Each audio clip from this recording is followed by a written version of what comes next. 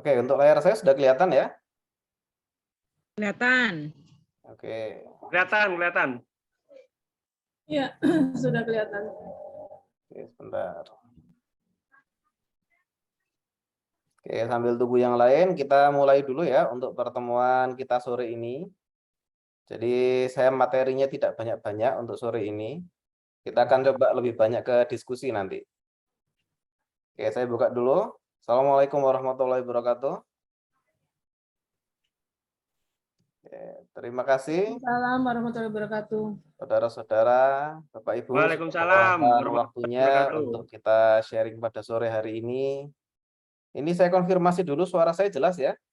Jelas. Mas. Oke, siap. Nah, jadi hari ini kita akan sharing terkait 7 jurus banjir order. Nah, ini yang digagas Coach Ridwan ya. Cuman kita akan bahas satu-satu ini. Jadi kita tidak bahas 7-7-nya dalam satu hari. Bagi yang sudah ikut BRM 2, itu sudah ikut sebenarnya materi ini, tapi yang globalnya, detailnya belum dapat. Jadi hari ini kita akan coba bahas detailnya satu persatu. Oke, kita mulai ya. Coach, Mbak Rini mau masuk katanya nggak bisa. Apa belum di-admit?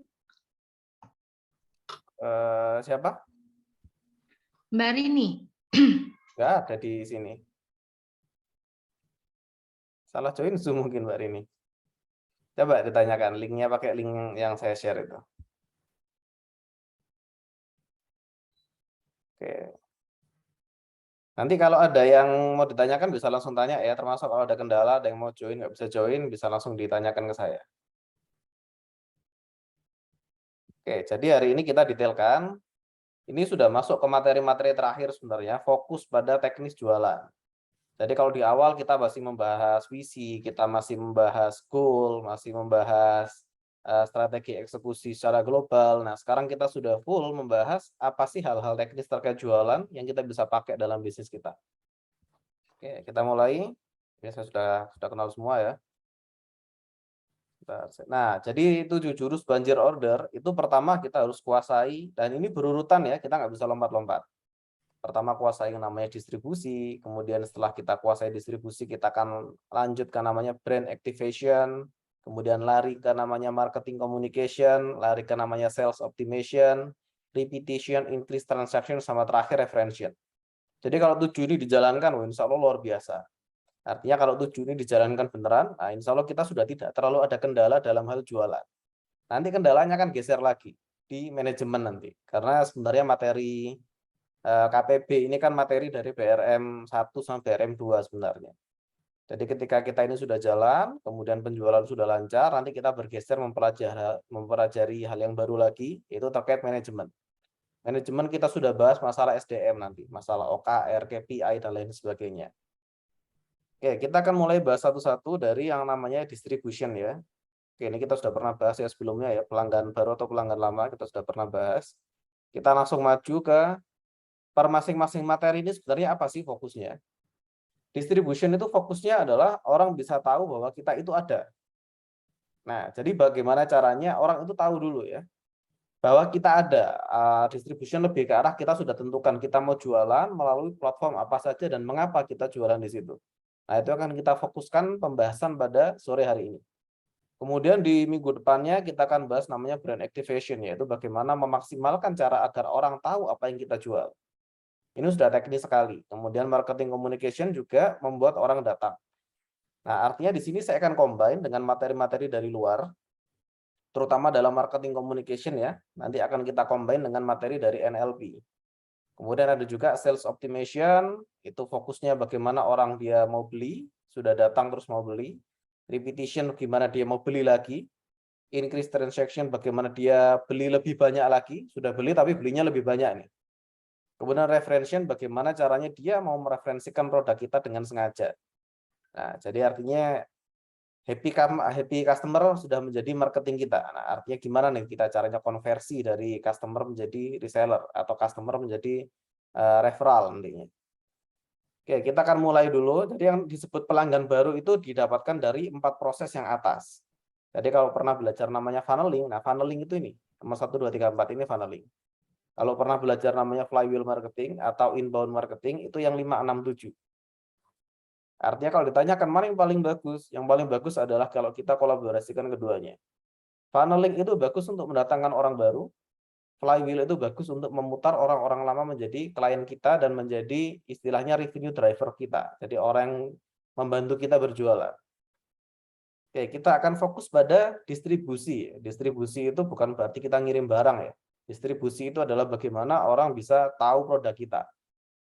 Oke, yang pertama artinya kita berfokus pada bagaimana cara customer bisa menemukan apa yang kita jual.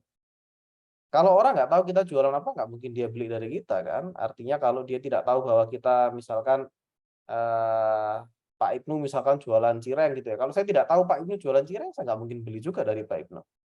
Artinya kadang-kadang perlu kita evaluasi dari bisnis kita. Misal penjualan kita tidak maksimal adalah kita cek dulu. Kita ini sudah jualan di tempat yang tepat atau belum? Jadi evaluasinya mundur ya. Seringkali kita itu evaluasi di cara. Saya ini sudah jualan dengan cara yang benar atau belum ya? Padahal kita perlu lihat lagi. Jangan-jangan caranya benar, tapi tempat jualannya salah. Nah ini yang repot. Artinya kita belajar namanya teknologi untuk Facebook Ads dan lain sebagainya. Kalau ternyata kita jualannya di tempat yang di situ nggak ada orangnya, repot juga. Semua sosial media itu punya karakter. Nanti kan kita pelajari di sini. Artinya yang cocok di Facebook itu seperti apa sih? Yang cocok di Instagram seperti apa sih? Kemudian marketplace itu cocoknya seperti apa sih? Nah, kita akan coba pelajari detail satu-satu di sini. Nah, yang pertama adalah kenapa sih kita ini perlu belajar namanya strategi distribusi produk. Jadi distribusi produk ini lebih ke arah untuk awareness ya, bukan ke arah kita ngirim barang ya. Kenapa kita perlu belajar proses distribusi produk supaya konsumen itu bisa dapat atau mengakses produk dan layanan kita dengan mudah. Nah, artinya kalau kita ini anggaplah saya nggak tahu kalau Bu Nunu ini jualan frozen food atau healthy food ya. Tidak mungkin saya akan menghubungi Bu Nunu. Nah, artinya bagaimana saya bisa menghubungi? Saya harus tahu dulu Bu Nunu jualan apa, atau saya harus tahu produknya ini bisa dibelinya di mana.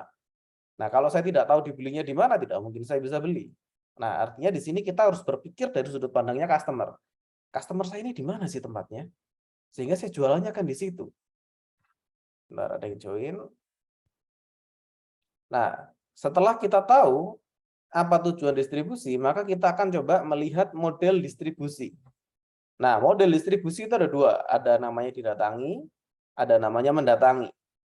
Didatangi itu Anda konsepnya pasif, tapi Anda harus atraktif. Anda harus membuat orang tertarik ya untuk datang. Contohnya didatangi seperti apa? Kita buka namanya toko offline. Kita buka namanya toko online. Buka aja ya. Ini belum marketing. Hanya membuka. Artinya bagaimana saya tahu misalkan Pak Ibnu jualan cireng atau snack ya. Bahwa misalkan saya lewat, kemudian saya lihat kanan kiri loh. Ini ada toko jualan snack gitu ya. Oh ternyata Pak Ibnu yang jualan. Artinya ada toko offline-nya untuk saya bisa tahu. Kemudian ada toko online-nya, misalkan ada di Tokopedia, ada di Shopee gitu ya. Kemudian ada namanya sosial media. Nah, nanti kita akan coba fokuskan di sini ya. Ada juga namanya konsinyasi. Konsinyasi itu kita titip ya. Ada namanya outlet online di marketplace, ada outlet offline atau booth. Jadi didatangi itu adalah kita diam dan orang akan datang pada kita. Itu salah satu cara untuk distribusi produk kita. Kita pasif karena kita diam, tapi kita harus menarik agar orang datang. Nah, cara kedua adalah mendatangi. Mendatangi itu kita datang pada pelanggan. Kalau didatangi itu pelanggan datang pada Anda. Kalau mendatangi Anda datang pada pelanggan. Nah, maka ini adalah Anda aktif dan Anda harus agresif. Jadi aktif, agresif. Mendatangi itu bagaimana? Kita bisa pakai dua pendekatan. Yang pertama adalah pasukan sales, artinya kita punya sales. Yang kedua kita nggak punya sales. Dua-duanya sah. Nah, kalau kita pakai sales bagaimana? Maka kita pakai namanya Salesforce. Salesforce itu karyawan kita yang memang ditujukan dia untuk jualan, itu Salesforce. Atau kita pakai reseller atau agen. Nah, reseller dan agen kan sudah di luar perusahaan biasanya. Ini masalah kerjasama. Ada juga namanya kemitraan atau bisa juga namanya sistem jaringan atau kayak MLM itu ya. Artinya kalau kita mendatangi pelanggan, kalau Anda lihat ya, misalkan telemarketing itu termasuk mendatangi. Nah, termasuk juga namanya MLM. MLM itu kan orangnya aktif sekali merekrut orang-orang baru ya. Jadi prospek. Anda pengen nggak dapat passive income dan lain sebagainya. Nah, biasanya begitulah. Nah, ini sah-sah saja menggunakan pasukan sales. Atau misalkan, wah saya ini tidak terlalu pintar memimpin orang gitu ya. Tapi saya bagus dalam strategi. Ya nggak apa-apa juga. Artinya kita mendatangi tanpa pasukan sales. Dengan cara apa? Melakukan digital marketing. Digital marketing itu orangnya cuma satu padahal ya. Tapi dia bisa mendatangkan traffic dengan tinggi. Kenapa saya katakan digital marketing itu mendatangi? Nah, kadang kita seperti ini. Anggaplah kita lagi buka Facebook ya atau buka Instagram. Tiba-tiba lagi scroll gini kelihatan lu ada iklan gitu ya. Ada iklan apa? Iklannya mendatangi kita. Atau misalkan lagi main game, keluar pop up ya, ada iklan. Nah, iklannya mendatangi kita, bukan kita mendatangi iklan ya, iklannya mendatangi kita. Nah, jadi digital marketing sekarang dia lebih gencar. Nah, ini macam-macam. Kita akan bahas teknisnya digital marketing di pertemuan selanjutnya. Ada juga namanya brosur, banner, videotron. Ini kan mendatangi. Jarang sekali orang datang pada kita kemudian ambil brosur. Yang ada adalah kita datangi orang-orang, kemudian kita kasih brosur. Banner juga sama. Nah, banner itu kan kita pasang biar orang melihat kan. Kita sengaja pasang biar orang lihat. Biasanya tempatnya strategis atau videotron. Apakah masih efektif? Nah, sampai sekarang Gojek masih pakai. Gitu. Berarti masih efektif juga. Gitu ya. Kalau brosur mungkin tidak. Tapi kalau banner dan videotron masih kepakai. Kemudian broadcast email, SMS, WA. Nah, kadang ada dari kita yang nggak ngapa-ngapain nih tiba-tiba dapat WA broadcastan. Artinya broadcast ini strateginya mendatangi, tapi tanpa pasukan sales. Nah, kok bisa ya? Karena sekarang sudah ada ini ya, banyak softwarenya kan, sudah banyak aplikasinya. Artinya kita nggak usah ngapa-ngapain, aplikasinya bergerak sendiri untuk mendatangi ke masing-masing orang. Nah, dari dua ini mana yang bagus? Semuanya bagus. Lebih tepatnya tergantung bisnis kita seperti apa. Tidak semua bisnis harus punya toko offline. Tapi kalau toko online menurut saya semua bisnis harus punya. Ya. Entah dia mau pakai atau enggak, tapi punya lebih baik. Tapi kalau toko offline tidak semua harus punya. Kemudian sosial media menurut saya sekarang semua orang harus punya ya. Konsinyasi tidak semua orang menjalankan seperti itu. Nah, artinya di sini kita lihat model bisnis kita lebih cocok yang mana, yang kita pasif, orang datang pada kita, atau kita datang pada mereka. Yang lebih bagus kolaborasikan keduanya. Artinya kita mendatangi dan dia datang pada kita. Nah, bagaimana teknisnya? Nah, teknisnya misalkan seperti ini. Untuk bisnis yang didatangi, nah artinya kan bagaimana sih? Ini kan didatangi kan artinya Anda pasif ya. Artinya Anda membiarkan customer untuk datang dengan sendirinya. Maka kita harus melihat dari sudut pandang strategi itu berdasarkan teori semut namanya. Jadi biar kita didatangi gimana? Nah, saya akan ibaratkan bahwa semut ini pasti punya tujuan kan. Anggaplah semut itu mau datang ke pojok kiri ini ya. Anggaplah di pojok kiri ini ada permen. Sarangnya mereka di atas ini. Maka kita harus menggunakan teori semut ini kalau mau buka toko offline. Ini lebih ke arah kalau Anda mau buka toko offline ya. Anda buka booth, Anda buka stand, Anda buka cabang toko offline lah. Jadi menggunakan strategi ini. Yang pertama Anda bisa jualan di tempat aktivitasnya semut. Nah, semut itu aktivitasnya di sini nih. Di bawahnya ada permen misalkan ya. Jadi semut aktivitas di sini. Maka Anda buka booth ya di tempatnya semut beraktivitas. Nah, kalau semutnya cari permen di sini, Anda jualannya di sini. Atau yang kedua, Anda jualan di sarangnya langsung. Nah, sarangnya di atas ini kan. Nah, berarti Anda jualan di sarang tempat mereka pulang dan tempat mereka berangkat. Karena apa? Anda pasti didatangi nanti. Atau Anda jualan di tempat yang dilewati sama semut. Nah, semut itu kan lewatnya ini ya, diagonal ini ya. Anda bisa jualan di sini, bisa jualan di sini gitu ya. Sehingga tetap ketemu, tetap dilewati. Atau yang terakhir Anda jualan di tempat yang semutnya bisa lihat. Nah, misalkan Anda jualan di zona-zona ini, putih di sini. Di area ini atau area yang di bawah ini. Ada jualan di zona yang semut bisa lihat, dia nggak lewat, tapi dia lihat Anda. Dengan dia lihat Anda, dia bisa referensikan ke temannya, kayaknya ada permen juga tuh di sana. Kita geser ke sana yuk. Nah, misalkan begitu sih semutnya. Artinya Anda dalam bikin stand, bikin toko, kita setidaknya harus melihat di mana market kita berputar. Nah, bagaimana melihat market kita berputar? Salah satunya seperti ini kalau Anda yang aktif. Nah, sekarang kita akan coba melihat dari studi kasusnya si Alfamart dan Indomart ya. Mungkin di sini beberapa rekan-rekan sudah melihat kenapa sih kok Alfamart dan Indomart itu berdekatan. Kadang sebelahan, kadang ada pada depan, kadang cuman jarak beberapa tempat sudah ada Alfamart dan Indomart lagi. Karena itu tempat yang dilewati orang-orang. Nah, dan kita harus memvalidasi kan. Nah, validasi itu butuh biaya. Saya punya teman yang dia bekerja di Alfamart sebagai tim survei. Jadi pekerjaannya dia setiap hari cuman lihat motor, cuman menghitung motor sama mobil lewat. Pekerjaannya dia setiap hari. Jadi ada mobil lewat dicatat, oh mobil jenis ini dicatat, oh motor jenis ini dicatat. Ada lagi yang lewat dicatat, sudah tugasnya dia seharian cuman itu. Artinya tugas dia adalah memvalidasi kalau saya buka di sini, layak enggak? Ada berapa kendaraan yang lewat? Ada berapa kendaraan dengan jenis ini yang lewat? Jenis itu yang lewat? Ada berapa motor yang lewat? Jenis kendaraan menentukan segmentasi. Nah, kalau yang lewat semua cuma angkot gitu ya, mungkin pikir-pikir juga Alfamart buka di situ ya. Nah, artinya dia menghitung di situ. Setelah semua dihitung, mereka kalkulasi, menghitung jarak dari ujung ke ujung. Nah, jadi kalau Anda lihat Alfamart sama Indomaret itu, hampir selalu mereka berada di tengah-tengah jalan. Karena dengan mereka berada di tengah sini, dia bisa dapat orang yang tinggalnya di sini ke sini dekat, yang tinggal di pojok sini ke sini juga dekat. Kalau dia tinggal di pojok sini, orang mau jalan ke sini jauh, yang sini dekat memang, tapi yang di sini jauh. Artinya mereka akan fokus untuk mengincar yang di tengah-tengah. Jarang di ujung-ujung biasanya. Kalau di ujung biasanya mereka sudah punya perhitungan. Ujung itu mereka anggap sebagai tengah. Nah, artinya kalau kita mau validasi seperti itu kan berat juga ya. Itulah kenapa dari pihak Alfamart dan Indomaret mereka ambil gampangnya aja. Sudahlah, kalau Alfamart sudah buka di situ, sudah pasti tempatnya itu market fit. Kita buka aja di sebelahnya. Nah, tinggal seperti itu. Artinya di sini Anda juga perlu melihat penjual sebelumnya, terutama kalau mereka trafficnya tinggi ya, mereka jualannya di mana sih? Kalau mereka jualan di situ dan laku ya sudah, Anda jualan di situ juga gitu. Anda bisa di sebelahnya, bisa di depannya atau agak jauh dikit gitu ya. Makanya kalau saya lihat orang jualan bensin eceran itu paling laku di mana? Di jarak yang dekat dengan pom bensin besar. Nah, apa nggak saingan ya? Nggak saingan juga gitu. Mereka pasti punya segmen. Nah, kok bisa begitu? Nah, karena gini, kalau saya lihat terutama di daerah Jakarta Timur ya, karena saya tinggal di Jakarta Timur, pom bensin itu pasti penuh. Kita mau ngisi Pertamax itu ngantrinya bareng sama Pertalite, jadi kan ya males juga gitu ya. Mau ngisi bensin tuh saya antri sampai 15 menit. Kalau di pom bensin pada umumnya.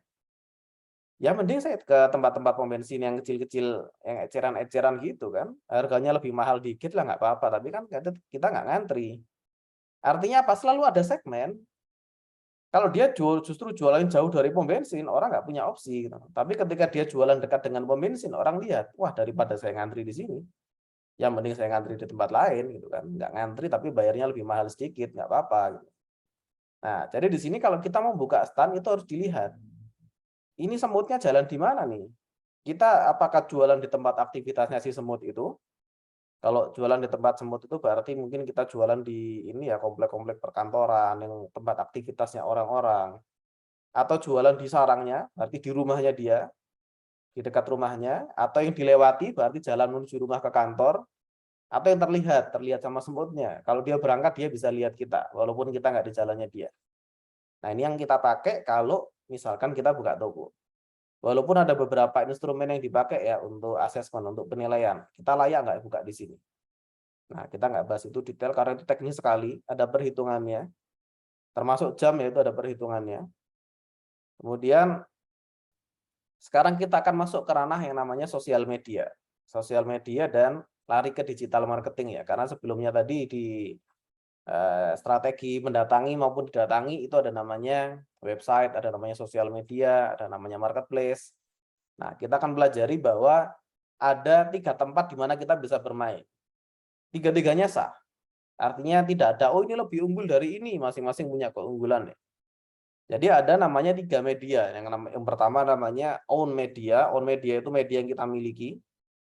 Media yang kita miliki itu seperti apa? Misalkan kita punya website, kita punya sosmed, di Instagram, Facebook, Twitter, dan lain sebagainya, kita punya blog, ya, atau kita punya e-book. Nah, itu namanya own media. Media yang Anda miliki sendiri, yang isinya Anda atur sendiri, bagaimana cara orang berinteraksi Anda atur sendiri, bagaimana cara orang transaksi Anda atur sendiri semuanya.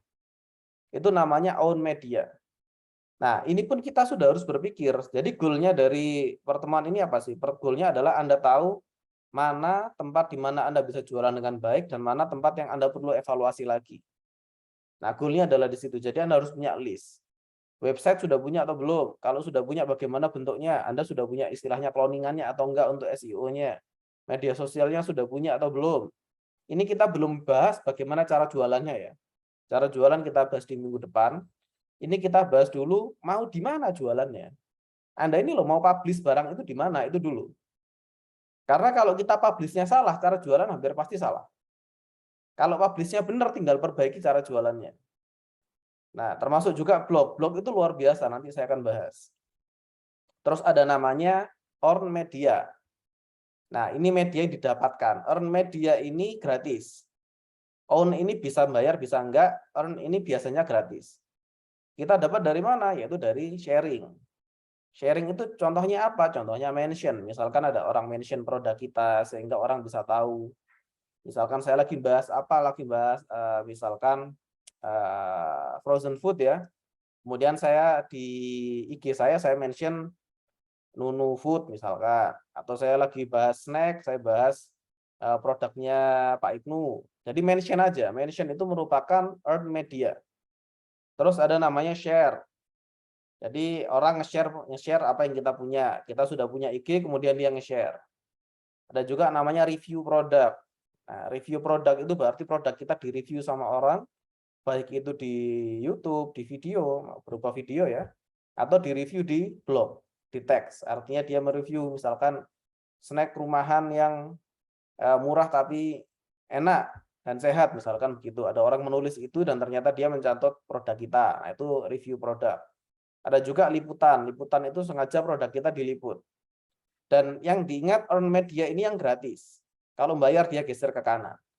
Nanti kita akan bahas apa sih bedanya dari masing-masing dan kenapa kita perlu pisahkan jadi 3 ya. Ada namanya own media, earn media, sama paid media. Kalau paid media itu jelas, pasti bayar, namanya paid ya. Berarti iklan. Iklan itu seperti apa? Ada macam-macam. Ada namanya display ads. Display ads itu kalau Anda ngeklik di Google, misalkan cari rumah di Jakarta, kemudian di atas sendiri ada iklan kadang ya, ads. Nah, itu namanya display ads. Ada namanya influencer, ini berarti orang yang memasarkan produk kita. Ada namanya social media ads yang biasanya ada tulisan promote gitu ya. Ada namanya paid promote. Paid promote itu kita bayar untuk dipromosikan. Biasanya kayak liputan. Liputan kalau bayar berarti masuknya ke paid promote ini. Atau video tapi kita minta di review sama orang, kita minta dia untuk mereview, kita bayar. Nah, itu namanya masuknya ke sini, ke paid promote ini. Yang bagus mana kalau kita bisa kolaborasikan semuanya. Nah, artinya di sini mungkin masih ada, saya masih ada keterbatasan budget, ya sudah, mainkan yang 2 ini. Mainkan own media sama earned media. Atau misalkan, saya nggak punya jaringan yang luas misalkan ya, saya nggak punya teman dan lain sebagainya, ya sudah, mainkan own media sama paid media. Nah, kolaborasi dari earned media sama own media itu menghasilkan traffic dan trust, kepercayaan. Kok bisa earned media itu menghasilkan trust? Nah, jadi dari salah satu riset, ternyata 92% itu orang beli karena referensi. Orang itu sekarang nggak terlalu percaya sales. Daripada Anda jualan, orang lebih percaya kalau direferensikan produk Anda daripada Anda jualan langsung ke dia. Nah, artinya zaman ternyata sudah berubah ya. Dulu kita bisa direct selling. Sekarang ternyata 92% transaksi itu berasal dari referensi. Konversi ya, 92% konversi itu berasalnya dari referensi. Artinya orang bilang, bakso di sini loh enak gitu ya. Nah, itu kan earned media. Kita nggak dibayar juga untuk bilang itu. Tapi karena kita bilang, bakso di sini enak, akhirnya orang kepengaruh. Oh iya ya, bakso di sini ternyata enak. Nah, jadi di sini yang paling bagus menurut saya adalah kalau kita bisa maksimalkan earned media. Nah, gimana caranya kita bahas setelah ini. Kemudian earned media digabung dengan paid media akan menghasilkan meningkatkan tingkat sharing ini traffic dan engagement. Jadi ikatan antara produk kita dengan orang. Kalau paid media digabung dengan own media, jadilah meningkatkan traffic sama exposure. Jadi trafficnya tinggi dan kemudian produk kita lebih disorot. Karena apa yang namanya bayar ya, namanya bayar pasti disorot lah. Nah, yang bagus adalah di tengah kita bisa gabungkan ketiga-tiganya, yaitu earned media, paid media, sama own media. Nah, kita akan coba bahas satu-satu. Apa sih per masing-masing ini keuntungannya, gitu ya. Earned media, yaitu media yang kita dapat, keuntungannya adalah distribusi dan penguatan kontennya gampang. Karena kita dibantu orang-orang untuk nge-share dengan mudahnya ya. Dan kredibilitas brand itu terjaga karena ini by reference, berdasarkan referensi. Dan dia lebih terjangkau dan seringkali gratis. Nah, kenapa kok kredibilitas brand itu terjaga dengan yang namanya earned media? Karena referensi. Orang sudah bilang bahwa produk kita bagus. Beda halnya dengan kita bilang produk kita bagus ya semua. Sales pasti bilang produknya bagus. Hampir semua sales pasti menaikkan lah. Ketika nggak mungkin dong jualan, saya ini jualan barang jelek loh, kan nggak mungkin juga kayak gitu. Pasti dia bilang bahwa barang yang dia jual itu bagus. Nah, karena orang-orang sudah mulai kebal bahwa sales itu barang nggak bagus dia bilang bagus, maka dengan earn media, kredibilitas produk kita lebih terjaga. Karena yang bilang bagus bukan kita. Yang bilang bagus adalah orang lain, istilahnya user generated content. Yang bilang bagus adalah testimoninya orang-orang. Nah, sehingga akan terlihat lebih netral. Nah, apa bedanya dengan endorse? Endorse itu sekarang mulai turun nih. Karena namanya endorse itu dia bilang bagus karena dibayar. Ya dibayar, wajar dong bilang bagus. Nah, orang sudah berpikir seperti itu sekarang. Nah, bagaimana strategi memaksimalkan yang namanya earn media? Yaitu bikin konten yang unik dan menarik. Unik dan menarik itu gimana? Nah, seringkali kita ini gini, kalau bikin konten fokusnya mesti jualan. Jadi, misalkan punya produk, apa itu, misalkan frozen food ya, yang dibikin itu biasanya, ini bukan generalisir ya, biasanya adalah dia langsung hard selling, jualan-jualan langsung ke frozen food. Saya sudah punya makanan ini loh, dan lain sebagainya. Nah, harusnya bikin konten itu yang edukasi. Kalau pengen menaikkan earn media, misalkan bikin konten, ini keunggulan frozen food dibanding makanan siap saji yang lain, misalkan begitu. Bahwa frozen food itu bisa dimakan dalam kondisi-kondisi terdesak, misalkan begitu ya. Atau misalkan tips memilih frozen food yang baik. Atau misalkan tips untuk memasak frozen food agar rasanya tidak berubah dari rasa aslinya. Nah, jadi kontennya unik dan menarik yang mereka merasa bahwa itu untuk mereka tapi nggak jualan. Jadi kadang orang baca ya, apa sih gimana sih cara masaknya gini biar nggak cepat rusak gitu. Nah, orang cari itu cara masak. Nah, Anda bikin blog untuk cara masak, bikin blog untuk cara masak frozen food bagaimana? Sehingga ketika orang mencari cara masak dapatnya produk Anda, tapi jangan jualan dulu, jualannya di akhir. Jangan di depan. Kalau di awal dia sudah melihat jualan, sudah ada gambar banner gitu ya, nggak mau beli sudah. Nggak mau baca biasanya. Karena apa? Dia sudah tahu itu konten jualan. Jadi jualannya harus halus. Bikin konten yang unik dan menarik untuk mereka share. Dan mereka biasanya nggak mungkin mau nge-share konten-konten jualan. Mereka akan share tips dan trik yang menarik, yang mereka bisa pakai, atau mereka merasa orang lain bisa pakai. Nah, artinya kalau kita pengen gratisan, artinya pengen produk kita dikenal oleh banyak orang dan gratis, ya jangan jualan. Nah, terus gimana kalau nggak jualan? Anda bikin konten yang buat mereka tertarik untuk nge-share, tapi di bawah sendiri ada produk Anda. Misalkan ada Mbak Cynthia di sini kalau nggak salah ya, titik elektronik misalkan. Jadi, bukan cara jualan barang elektronik, tapi adalah tips bagaimana cara mencari barang elektronik yang sesuai dengan budget Anda, atau misalkan yang listriknya rendah, atau bagaimana melakukan perawatan terhadap barang-barang elektronik agar mereka lebih awet. Nah, kita bikin blognya seperti itu. Berarti tidak menghasilkan direct selling dong? Ya enggak juga. Nah, tapi dia dengan cara itu mereka akan lebih tertarik untuk nge-share. Kalau nge-share ke bawahnya Anda juga kan. Nah, terus juga aktif di interaksi sosial media, question and answer ya. Jadi Anda tanya, bagaimana sih ayam goreng yang enak menurut Anda? Misalkan begitu. Atau gimana sih tips merawat produk yang bagus menurut Anda? Dan Anda jawab juga pertanyaan mereka, Anda respon juga, jangan cuma tanya. Jadi sosmed isinya jangan cuma jualan. Kalau Anda pengen maksimalin earn media, jangan cuma jualan. Sama tingkatkan yang namanya service excellence. Nah, ini yang sering diabaikan. Kalau service Anda bagus, orang akan cerita kok. Termasuk kalau service Anda tidak bagus, orang juga akan cerita. Dengan service kita bagus, happy customer akan cerita, saya kemarin loh beli di sana, bagus banget pelayanannya. Saya chat nggak sampai 10 menit sudah dibalas, harganya jelas, saya transaksi juga langsung direspon. Barang nggak lama, sehari langsung datang. Nah, kan seperti itu kan service excellence. Sudah bayarnya, responnya ramah, gitu ya. Transaksi mudah, nah orang akan datang sendiri, dan itu earn media kita nggak bayar mereka loh. Nah, earn media ini adalah sesuatu yang seharusnya kita perhatikan sekarang. Jadi jangan karena duitnya banyak kita mainnya di sini terus tapi nggak memaksimalkan yang namanya earn media. Oke, ada yang raise hand, Bu Maya, silakan. Mas Yusuf izin mau nanya dong. Oh, silakan Bu Maya. Emang aku setuju banget tuh kalau misalnya ada dari orang lain testimoni, pokoknya memang dari mulut ke mulut itu luar biasa ya ininya. Nah, cuman kalau mengenai konten nih Mas, aku juga masih bingung banget nih kalau untuk konten, kayaknya memang banyak saran tuh jangan selalu melulu jualan. Kadang aku tuh udah hard selling aja bawaannya. Mau soft selling kayaknya bingung isi kontennya itu loh. Kadang ada kepikiran sama kita tapi kok untuk eksekusinya tuh kayaknya susah gitu.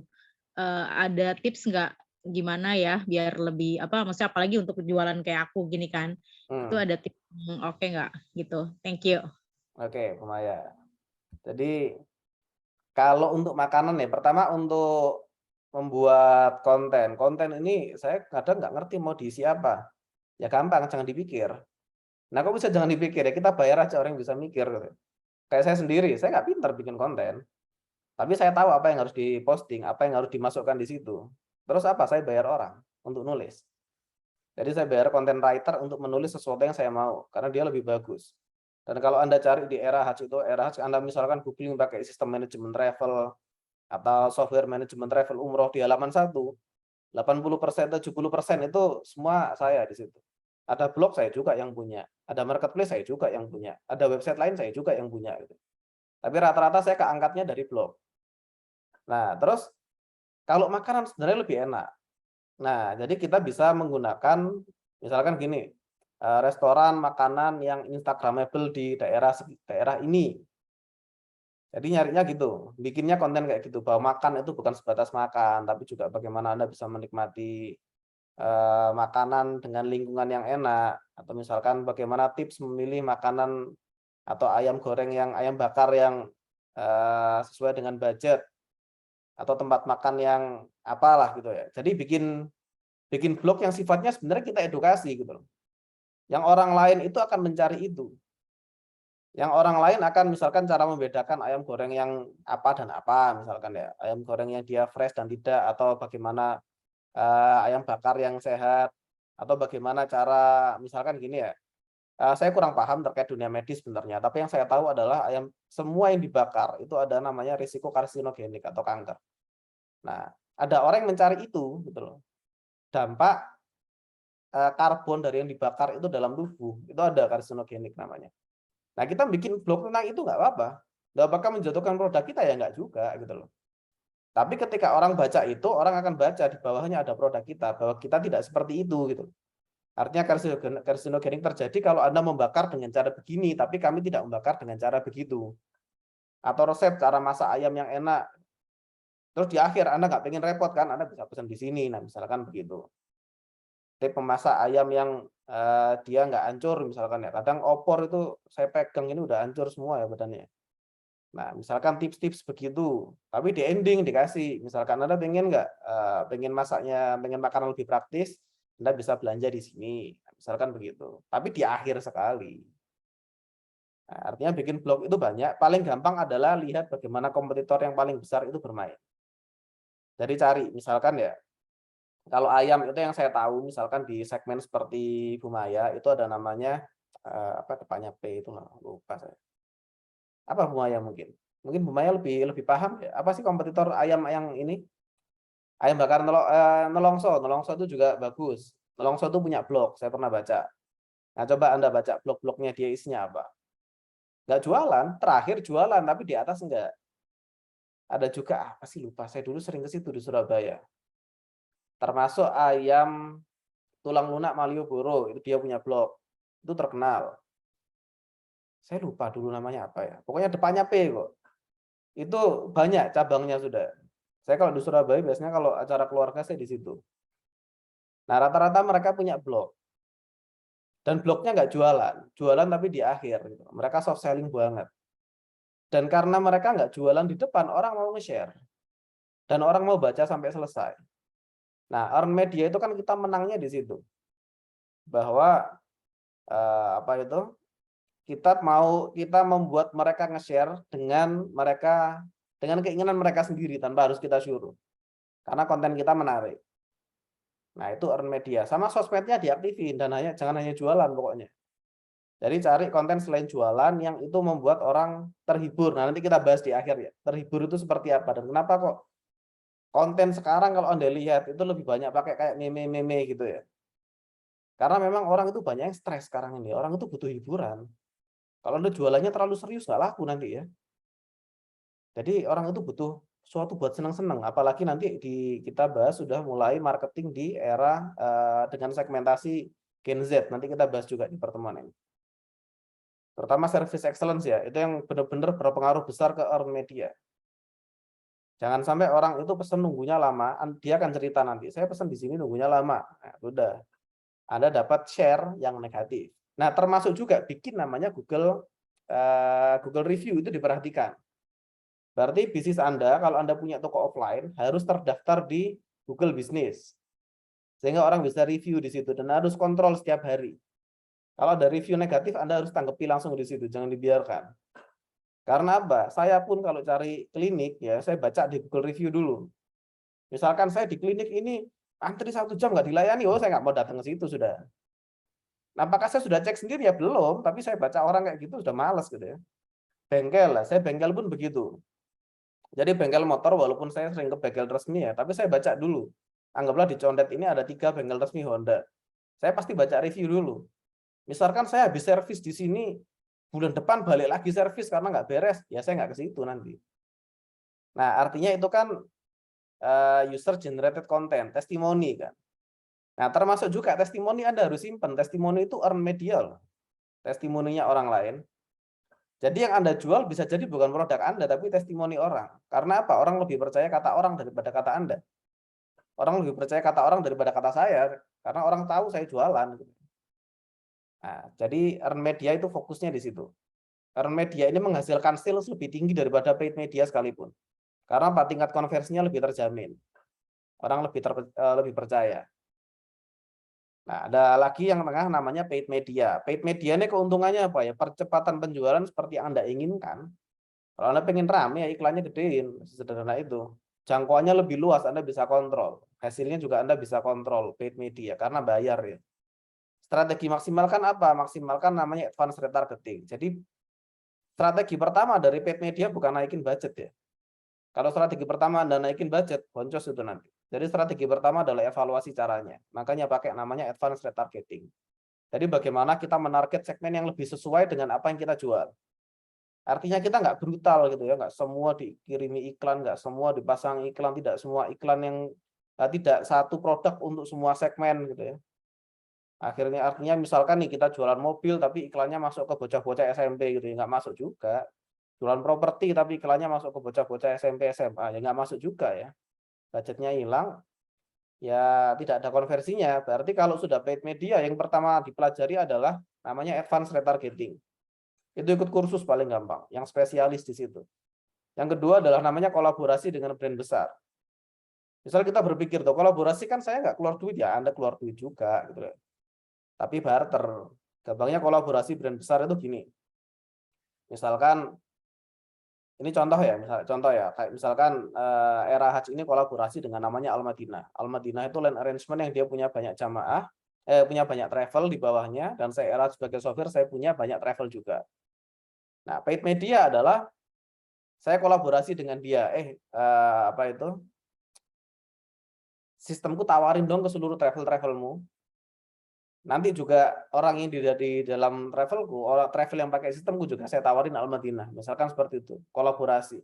Itu ada budgetnya, cuman budgetnya diganti dengan barter. Itu masuk paid, bukan earn. Ada juga namanya, ini sudah paling akhir ya solusi ya, itu tinggal naikin aja anggaran iklannya.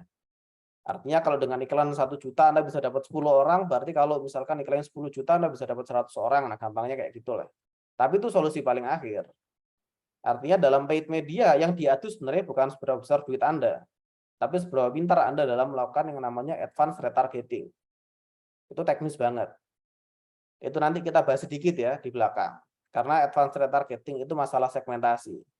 Segmentasi itu sudah beda usia, sudah beda tempat sosmed. Beda jenis kelamin, beda jenis sosmed juga biasanya. Terus yang terakhir namanya own media. Own media ini keuntungannya apa? Gampang dikontrol. Nah, kita punya sendiri kan. Blog yang kita punya sendiri bebas dong kita mau posting itu kapan, kita mau posting dengan cara apapun bebas kan. Dan kita mudah untuk kontrol traffic sama konversinya karena kita bisa pasangin berbagai macam tools ya. Dan biayanya fleksibel. Kenapa saya katakan tidak ada biaya? Tetap ada biaya, tapi biayanya mudah kita atur ya. Bagaimana memaksimalkan own media? Yaitu maksimalkan platform itu sesuai segmen, kita akan bahas nanti. Dan bikin konten yang SEO friendly. Nah, SEO friendly itu ada ilmunya. Termasuk juga copywriting itu ada ilmunya. Jadi kalau Anda belajar copywriting pengen expert ya, Anda belajar NLP. namanya Milton Model. Nah, Milton Model itu adalah akarnya dari orang-orang yang belajar yang sekarang itu namanya copywriting. Copywriting itu ngacunya ke Milton Model namanya. Nah, saya kemarin lebih tertarik untuk belajar Milton Modelnya daripada copywriting-nya. Copywriting itu tools. Ya. Dan saya berprinsip bahwa tools pasti punya basic keilmuan. Nah, basic keilmuannya ternyata namanya Milton Model dan itu ada di NLP. Itu insya Allah kita bahas nanti di namanya sales optimization. Ya. Jadi bagaimana kita maksimalkan yang namanya hypnoselling. Kita jualan yang jawabannya adalah iya, iya, dan iya. Gitu. Dan kita coba cari apa sih kalimat yang lebih mudah membuat orang itu konversi. Misalkan kalau dia kayak saya kan bisnisnya kan subscription ya, langganan bulanan atau tahunan atau 3 bulan atau per 6 bulan. Misal pertanyaannya seperti ini. Jadi Bapak mau aktifkan langsung 6 bulan atau 3 bulan dulu, Pak? Ya kan tiga-tiganya aktivasi dua-duanya. Daripada saya tanya, Bapak mau aktif atau enggak? Ya ngapain ada enggaknya di situ. Termasuk misalkan kalau kita jualan barang ya grosiran, Bapak mau beli langsung sekian atau sekian. Jangan open question, Bapak mau beri berapa gitu ya. Nah, itu larinya ke hypnoselling. Itu ada di Milton Model, ada di NLP. Yang insya Allah kita bahas di 2 minggu lagi ya terkait bagaimana cara meningkatkan sales. Orang datang mau beli karena kita meyakinkan di situ. Dan kita akan coba pelajari apa kalimat-kalimat yang membuat orang itu menjadi yakin, walaupun awalnya dia tidak yakin. Nah, itu dipakai di own media. Karena apa? Budgetnya terbatas. Jadi kita harus pintar berkata-kata. Dan buat konten secara konsisten. Kalau sudah own media. Karena kalau kita bikinnya sebulan sekali, atau bikinnya seingatnya gitu ya, ya nggak naik-naik gitu kan. Nah, ini gunanya apa sih? Menentukan publikasi. Kita mau jualan di mana? Saya ulang lagi ya, kita mau jualan di mana? Belum dengan cara apa? Cara apa itu kita bahas di pertemuan selanjutnya. Nah, sekarang kita akan lanjutkan dulu dengan mempelajari ke sosial media. Kita ini kan jualan ke orang yang punya usia ya. Sehingga kita harus paham setiap usia ini punya tantangan dan hobi sendiri-sendiri. Nah, selama ini kita mengenal ada 4 level ya, ada namanya baby boomers, generasi X atau Gen X, milenial atau Gen Y, dan terakhir sekarang generasi Z atau Gen Z. Baby boomers itu tahun berapa? 1946 sampai 1964. Berarti setelah Indonesia merdeka ini, 46. Nah, 82% dari orang-orang di generasi ini yang mereka punya akses internet itu mereka punya sosmed. Dan biasanya orang tua-tua ini di Facebook. Dan sosial media yang mereka pakai itu untuk komunikasi dengan teman-teman mereka. Nah, kenapa? Karena dulu itu susah komunikasi. Jadi begitu ada Facebook, senang sekali ya. Langsung bisa tuker-tukeran foto, bisa tuker-tukeran video gitu ya. Dan orang-orang di baby boomers ini senang sekali bagi konten, tapi nggak transaksi, ya cuma sharing-sharing gitu aja. Jadi kalau misalkan di grup WA ya ini banyak sekali. Jadi forward-an dari orang-orang tua-tua ini. Entah Pak Desa ya atau Bu Desa atau orang tua saya sendiri, orang tua saya jarang sih sekarang. Broadcast-an ya tiba-tiba beritanya hoax sih. Karena memang orang-orang tua-tua ini suka sekali bagi konten. Bagi mereka informasi itu harus dibagikan secepat mungkin ya. Nggak tahu benar atau enggak ya. Karena memang begitulah baby boomers. Artinya orang kayak gini tertarik pada tulisan. Begitu mereka melihat tulisan bagus, share. Lihat tulisan bagus lagi, share. Benar atau enggak? Ya nggak tahu. Pokoknya share dulu. Nah ini kita bisa manfaatkan orang-orang yang seperti ini. Bukan dimanfaatkan ya. Dimaksimalkan potensinya ya. Kasihan manfaatin orang tua ya. Terus ada lagi namanya generasi X, Gen X. Ini 1965 sampai 1979. Ini orang yang punya daya beli paling tinggi dari seluruh generasi yang ada di bawah. Di yang 4 ini ya. Dia orang yang punya daya beli paling tinggi. Karena apa? Di titik sekarang mereka cenderung sudah settle. Orang yang lahir di tahun-tahun ini sekarang sudah punya duit biasanya. Lebih banyak daripada orang-orang yang lain. Sehingga mereka punya daya beli yang tinggi. Dan ternyata orang-orang dengan Gen X ini lebih sering akses media sosial daripada milenial. Ini ada datanya, terutama di Facebook. Ini juga masih di Facebook ya. Dan orang-orang ini cenderung skeptis dan perlu riset mendalam sebelum transaksi. Jadi dia nggak mudah percaya. Karena Gen X ini lahirnya kapan? Gen X ini lahirnya ketika komputer keluar. Jadi kalau Anda lihat sejarah, komputer itu keluar ketika awal-awal Microsoft, itu dia di tahun-tahun awal-awal ya, itu di tahun-tahun sekian ini. Jadi mereka lebih waspada sebenarnya terkait transaksi. Beda sama baby boomer yang gampang-gampang nge-share ya, karena mereka lahir sebelum komputer ada pada saat itu. Gen X ini awal mulanya komputer. Jadi mereka nggak mudah beli, tapi mereka punya duit. Punya duit tapi nggak mudah percaya. Biasanya orang-orang kayak gini butuh testimoni. Mereka tanya dulu. Atau mereka riset sendiri. Terus ada namanya milenial, Gen Y. Nah, saya di sini. Saya 91 soalnya. Jadi milenial ini mayoritas mereka berada di IG sama Facebook. Dan 72% orang-orang milenial ini beli barang karena lihat iklan yang bagus. Dan 84% beli barang dari testimoni. Dia nggak tahu barang itu bagus sebenarnya, tapi temannya bilang barang itu bagus, makanya dia beli. Makanya dari risetnya 84% itu beli barangnya dari testimoni. Testimoni itu apa ya? Earn media tadi. Nah, 72% karena konten. Artinya apa? Konten Anda harus bagus, harus menarik. Dan orang-orang milenial ini lebih percaya influencer daripada iklan-iklan tradisional. Daripada Anda bikin brosur, mending Anda iklan lewat orang. Jadi milenial ini suka dipengaruhi orang lain. Dia merasa bahwa orang lain ini lebih tahu dari dia. Kemudian Gen Z yang sekarang 96 sampai sekarang ini ya, itu lebih suka konten-konten singkat. Nah, kayak TikTok, Reels ya, YouTube Short. Yang menurut risetnya adalah video yang durasinya 8 detik. Tingkat fokusnya mereka adalah di 8 detik pertama. Jadi kalau Anda punya video 8 menit udah hilang mereka ya. Fokusnya hilang sudah. Jadi 8 detik pertama oke, mereka lanjut, 8 detik tidak oke, mereka tidak lanjut. Nah, ini generasi instan kayak gini ya. Dan mereka menggunakan media sosial itu sebagai sumber utama hiburan. Beda dengan tiga generasi atasnya. Tiga generasi atas, baby boomers, Gen X, Gen Y atau milenial, sosial media itu fungsinya untuk sosialisasi memang. Masih untuk interaksi gitu ya. Tapi Gen Z ini, mereka untuk hiburan, ya untuk senang-senangan gitu aja. Makanya friend-nya banyak tapi nggak kenal. Karena mereka cuma buat senang-senangan aja. Dan mereka suka budaya instan dan kurang peka terhadap privasi. Makanya kita lebih banyak melihat hal-hal nggak bener ya kalau di Gen Z sekarang. Karena memang begitu generasinya. Nah, di sini kita akan kembali lagi ke awal tadi. Kita ini jualannya ke siapa? Kalau Anda jualannya ke baby boomers, orang-orang tua-tua, terutama biasanya yang seperti ini adalah kolektor. Ya. Kalau Anda jualan jam tangan langka, jualan mobil tua untuk koleksi, berarti Anda jualannya ke baby boomers. Anda jualannya kemana ya? Ke Facebook. Medianya Anda pakai Facebook, nggak pakai TikTok. Mbah-mbah gitu mereka nggak pakai TikTok. Ya. Dan juga kadang nggak lihat YouTube juga. Gitu. Apa Gen X gitu ya. Artinya mereka di mana sih aktifnya? Oh, di Facebook. Bagaimana kebiasaannya? Oh, mereka skeptis. Kalau mereka skeptis, berarti Anda harus kasih informasi yang detail. Jualan mobil, silindernya berapa cc. Kemudian bagaimana kondisi kabel dan lain sebagainya. Karena mereka detail orangnya. Nah, termasuk kalau milenial ya Anda jualan di tempat di mana mereka berada. Sekarang milenial juga mulai bergeser ke TikTok sih. Saya ada data yang nanti akan saya tunjukkan. Artinya tujuan ini semua adalah untuk melihat Anda ini marketnya sekarang siapa. Dan market Anda ini masuk generasi mana dan mereka berada di mana. Nah, sekarang kita akan coba lanjutkan lagi. Nah, ini ya. Ini dari surveinya Jakpad per Januari 2022. Di kuartal 1. Saya belum dapat survei yang di tahun ini, di bulan ini ya. Kuartal 2, 3 saya belum dapat. Jadi pengguna Facebook itu 75% di Indonesia.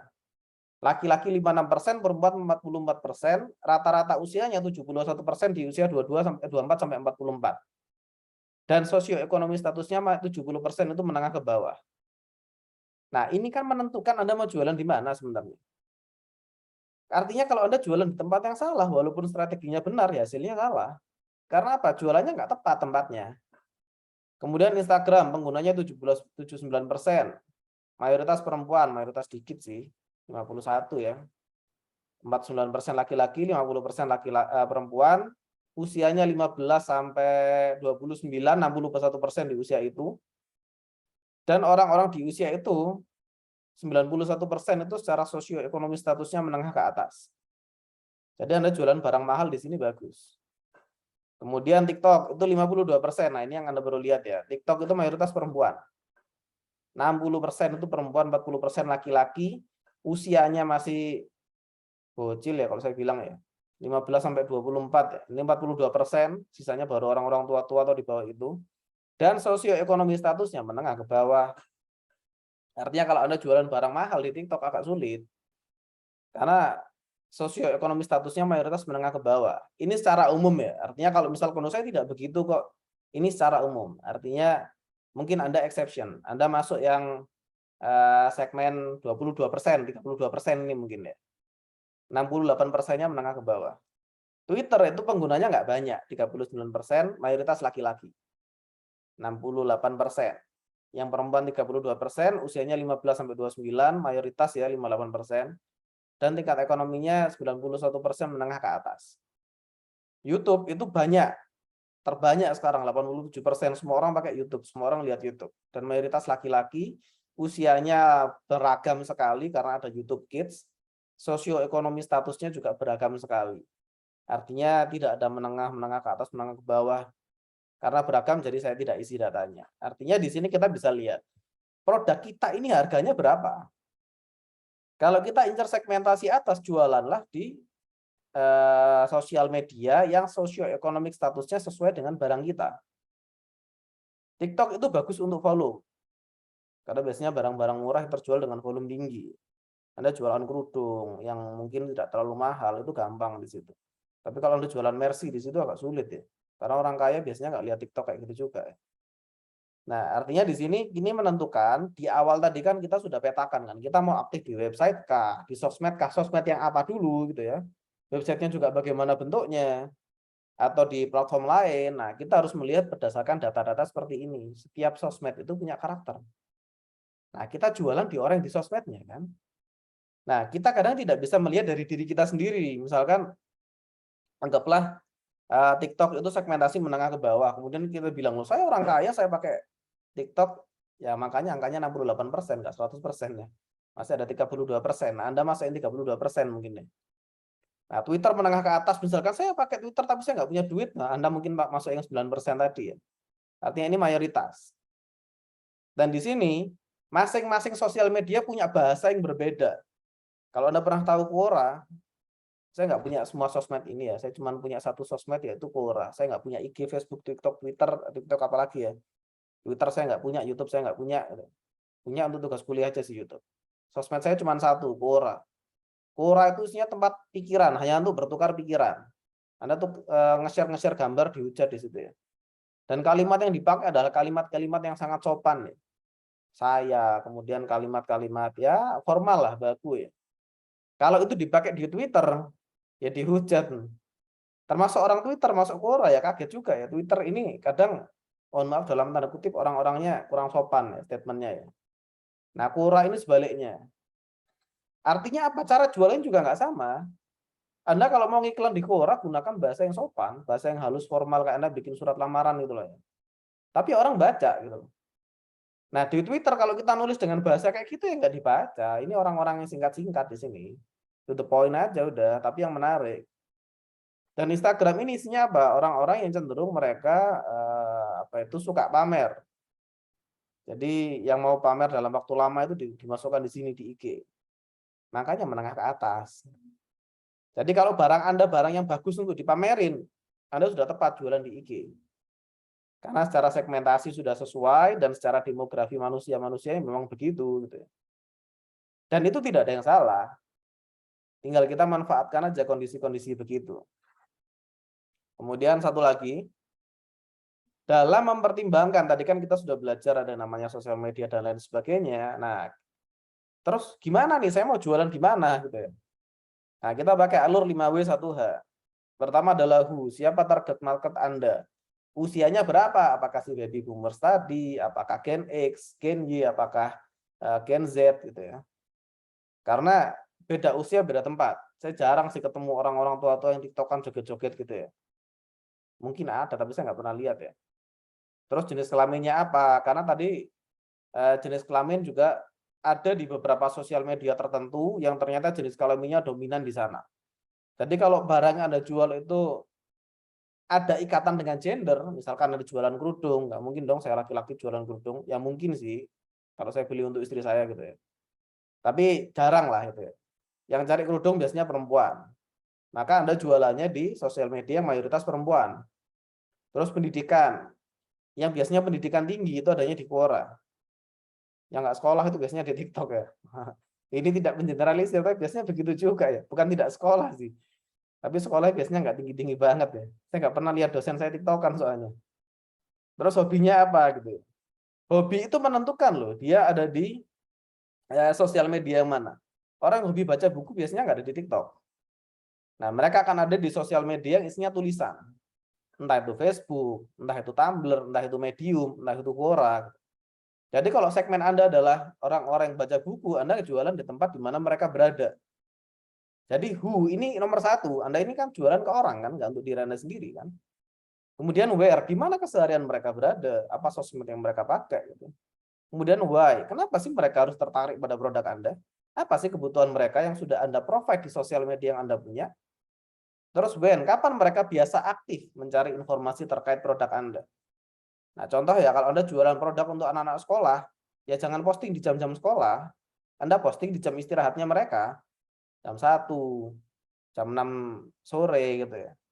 Karena mereka buka sosmednya jam segitu. Jam di mana mereka istirahat, jam sebelum masuk, jam istirahat, sama jam pulang. Sama malam, sudah mereka bukanya jam segitu. Nah, artinya Anda harus tahu mereka aktifnya itu di jam berapa. Ini kembali lagi ke segmentasi. Kalau mak-mak beda lagi, gitu ya. Ibu rumah tangga beda lagi. Sama ibu kantoran beda lagi. Jadi sesuaikan Anda segmennya siapa. Terus how? Bagaimana cara Anda membuat mereka tertarik pada konten Anda? Apakah Anda bikin yang eye-catching banget, atau musiknya seperti apa? Dan yang terakhir adalah what justru terakhir ya. Apa sih dampak Anda pilih media distribusi itu di bisnis Anda sendiri? Nah, ini Anda harus pakai namanya dalil bottom line. Berapa customer yang Anda bisa dapat? Berapa customer baru, customer lamanya berapa, customer barunya berapa omset yang bisa Anda dapatkan dari situ, berapa produk yang bisa Anda jual dengan cara itu. Nah, harus pakai bottom line itu terakhir tapi. Jadi setelah Anda pikirkan siapa targetnya, mereka ada di mana, terus kenapa mereka tertarik, kalau dibalik adalah apa yang membuat mereka tertarik, terus when, kapan mereka aktif, sehingga ini menentukan jam Anda posting. Kemudian jam posting itu menentukan ya. Kalau Anda posting kemudian sepi, orang nggak mau kunjungi nanti. Jadi Anda harus posting dan posting Anda pastikan rame. Otomatis Anda harus tahu jam mereka aktif kapan. Terus how, bagaimana mereka, cara Anda buat tertarik, dan terakhir apa sih dampaknya itu. Oke, ini materi untuk distribusi. Jadi minggu depan kita baru bahas namanya brand activation. Oke, sekarang kita akan perbanyak diskusinya sampai jam 6 ya. Silakan kalau ada yang mau didiskusikan. Kita bahas terkait media distribusi yang tepat ya. Termasuk kalau blog-blog itu SEO-nya yang bagus di mana sih? Nah, saya juga pelajari itu sudah. Artinya saya pun terapkan itu ya. Oke, silakan kalau mau ditanyakan atau mau didiskusikan. Boleh tanya di chat, boleh tanya langsung ya. Kalau nggak ada yang tanya, saya yang tanya nanti. Kayak guru-guru biasanya gitu ya.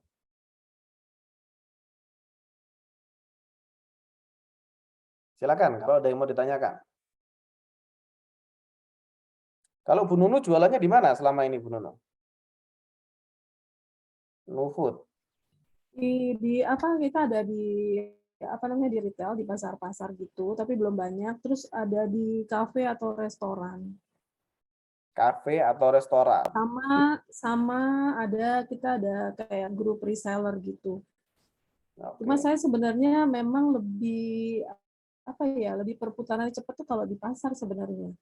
Di pasar. Pasar itu kayak gimana? Pasar tradisional kah atau yang seperti apa?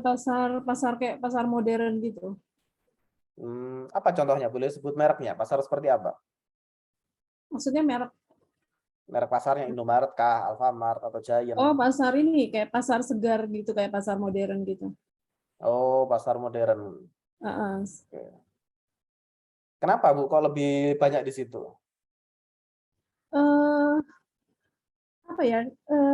Mereka karena di situ kayaknya banyak pilihan, udah gitu kayaknya sih udah banyak yang cocok juga gitu dengan merek saya gitu. Cuma itu memang saya wilayah mana atau sudah melebar? Kenapa? Wilayahnya di mana?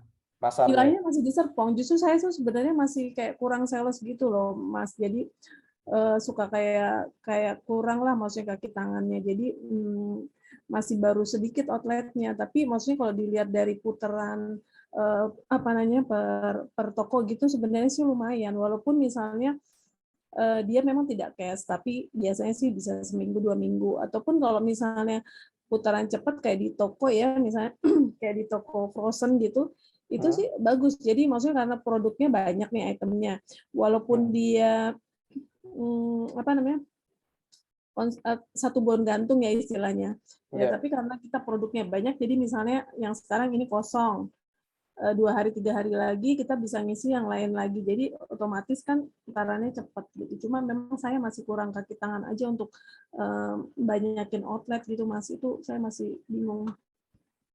Kalau di sosmednya, di online-nya main di mana? Saya di online-nya di Instagram, tapi kayaknya sih itu nggak ngefek untuk orang beli dari situ ya, Mas. Mungkin karena konten atau ininya saya kurang ya. Mungkin. Saya juga belum cek sih. Iya, jadi paling saya ngambil ini, jadi kayak kita bikin grup reseller. Nah, dari situ kita biasanya ada kayak ketuanya lah, jadi dia yang nanti koordinir misalnya siapa nih mau order apa gitu. Reseller itu seberapa efektif Bu kalau dibandingkan yang pasar? Oh, jauh sih, masih bagusan pasar. Kalau reseller itu kayaknya effort-nya harus lebih harus lebih keras gitu. Justru pasukan resellernya kalah kuat ya sama yang tanpa pasukan reseller. Iya, masih. Soalnya emang ini yang reseller baru sih dibanding sama yang toko atau gerai. Resellernya dilatih nggak Bu? Nah itu kita paling baru misalnya belum sempat saya zoom atau apa, tapi baru misalnya di grup itu kita biasanya kasih deskripsi produk, terus misalnya masih lebih ke produk knowledge-nya si produk. Oh, marketing tools-nya dikasih nggak? Nah itu saya belum begitu mahir tuh, Mas. Oh, biasanya harusnya kalau pakai reseller lebih banter lagi daripada kita jalan sendiri, selama resellernya difasilitasi. Berarti mungkin bisa diagendakan di mana reseller itu di training. Yang bagus itu kayak Mas Dedi kemarin, Mas Dedi di Recastle, Mas Dedi sama Mbak Arini. Itu resellernya dilatih. Jadi diikutkan BRM, kemudian dimotivasi, dikasih marketing tool. Marketing tool saya kurang paham sih kemarin. Iya, saya sih baru rencana malah kita mau ketemu sama orang yang mungkin nanti dia ngebantuin distribusinya gitu. Oh, Dia ya. sih udah banyak sih yang maksudnya yang dia bantu ke masuk kayak ke resto kemana. Saya baru mau coba nih minggu depan kayaknya kita ketemu sama 2 orang. Cuma saya masih belum tahu itu. Kalau saya ngelihat sih biasanya sih masalahnya nanti saya di di stok barang saya mungkin yang harus di-push. Oke. Cuma saya belum tahu nih nanti bentuk kerjasamanya seperti apa. Apakah dia hanya sekedar sebagai distributor atau misalnya ada kesepakatan seperti apa, saya belum mengerti. Itu gimana tuh? Bisa kasih arahan nggak, Mas? Nah, itu yang baru mau saya bahas. Artinya kalau sudah bekerja sama masalah distribusi, itu kita harus jauh lebih waspada daripada sebatas jadi reseller. Oh gitu. Jadi, Bu Nunu sudah pernah lihat film tentang sejarahnya McD? McD belum. The Founder. Coba nanti lihat filmnya The Founder. Jadi, itu sejarah yang bagus bagi kita untuk mengajarkan kalau kerjasama kita harus melihat dengan detail aspek legalnya. McD itu besar atas nama Ray Kroc. Jadi marketing terbesarnya itu Ray Kroc. Yang membuat McD itu sudah pindah dari tangan pertamanya. Jadi McD itu bukan punya Ray Kroc. Gampangnya gini, Bu Nunu ini yang punya Nufood ya. Tapi saya yang punya jaringan. Nah, jadi saya yang punya masa nih. Terus akhirnya saya kerjasama dengan Bu Nunu, Nufood ini. Kemudian karena jaringan saya ternyata lebih kuat, penjualan saya lebih banter daripada Bu Nunu. Nah, dari situ akhirnya saya membuat suatu aturan-aturan, buat aspek legal dan lain sebagainya, yang membuat Bu Nunu ini menjadi tidak punya power lagi akhirnya. Yang membuat Nufood ini akhirnya jadi punya saya. Bisa kayak gitu nanti. Saya pernah kejadian soalnya kayak gitu, saya pernah ngalamin. Nah, itu yang harus diwaspadai. Tapi yang pertama, sebelum kerjasama ya pastikan dulu kita sudah punya paten atas merek kita. Logo dan merek harus sudah punya, itu dulu. Jangan kerjasama sebelum kita pegang itu, kita mati nanti. Itu yang bahaya. Kalau cuma sekedar kayak tetap aja kalau misalnya kayak sekedar distributor tapi kita kasih harga distributor gitu, itu juga perlu ini ya, waspada juga ya. Lebih waspada itu gini Bu, kalau sudah berhubungan dengan orang lain, maka apa yang menjadi milik kita harus kita amankan dulu. Kalau ini Bu Nunu untuk masalah paten merek sudah punya? Saya sebenarnya 2 kali ngajuin paten itu ketolak. Nah sekarang ini ada ini Nufood ini merek ketiga yang saya ajuin. Saya belum tahu sih apa namanya goal apa enggak. Ya, paling aman itu diamankan dulu. Karena ada juga case, ini case real ya di bengkel mobil dari punya teman saya. Jadi sebenarnya dia ini posisi awalnya hanya investor. Bengkel itu sudah jalan sebenarnya. Sudah jalan, kemudian ada orang anggaplah saya punya duit gitu ya. Saya punya duit, nganggur, saya bilang, "Kamu mau nggak saya bantu? Saya punya jaringan loh," gitu. Artinya saya punya jaringan orang-orang kaya yang punya mobil. Nah, yang saya tinggal bilang ke mereka, "Kalau kamu mau servis ke bengkel saya ya." Bisa gitu kan. Ya, karena saya punya duit dan saya punya koneksi, akhirnya saya invest lah ke bengkel A misalnya. Bengkel A mau dengan kepemilikan saham saya 40% lah misalkan ya, sudah saya injek gitu. Kemudian saya cek di PDKI, Pangkalan Data Kekayaan Intelektual itu. Lah ternyata bengkel ini belum dipatenkan. Tapi nama saya sudah masuk akta gitu ya. Akhirnya saya patenkan lah si mereknya bengkel itu atas nama saya pribadi. Jadi merek itu kan bisa atas nama perusahaan, atas nama pribadi.